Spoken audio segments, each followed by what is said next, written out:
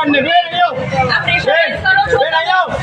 આ કે છે કે હું ખોટું કરી રહ્યો છું બતાવો મેં કયું ખોટું કર્યું છે અહીંયા આ કે આ બેન એવું કહે છે કે ખોટું કરી રહ્યો છું